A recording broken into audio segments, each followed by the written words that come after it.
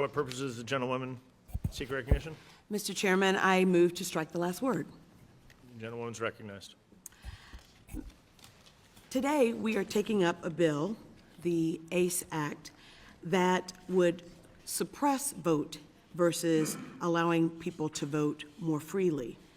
I want to encourage my colleagues to support the amendment at the table, the Freedom to Vote Act. This amendment would address the state's efforts to silence and suppress voters by setting national standards for ballot access. Without a doubt, we're at a great inflection point in our nation's history. Today's markup of the ACE Act makes that plainly clear. Instead of promoting access, the ACE Act makes voting more difficult. We know that voter suppression and discrimination are alive and well. Last month was the 10th anniversary of the Supreme Court's devastating decision in Shelby versus Holder, which undermined the essential pre-clearance provisions of the Voting Rights Act. Immediately after the decision, states across this nation enacted laws to purge voter rolls, to close polling stations without notice, and to restrict voter access. Many of these laws targeted communities of color, the disabled, and youth. Likewise, as the chairman knows well, we saw unprecedented voter turnout in the 2020 election. Rather than responding to increased voter participation with welcoming arms and pro-voter policies, states enacted laws that roll back access and aimed to erect roadblocks to the ballot box.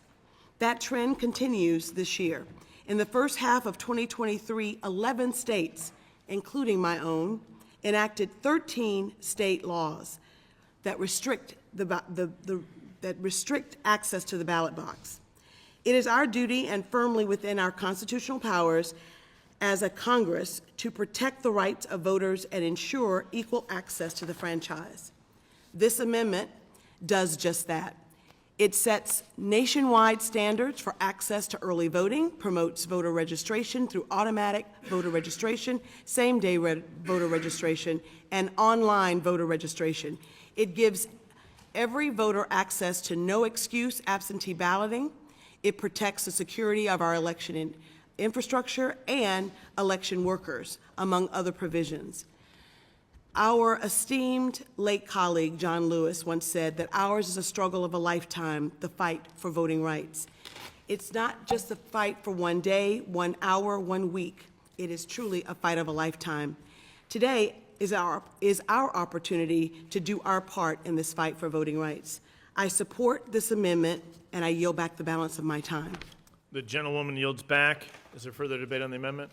For what purpose does the gentlewoman from Florida seek recognition? Mr. Chairman, move to strike the last word.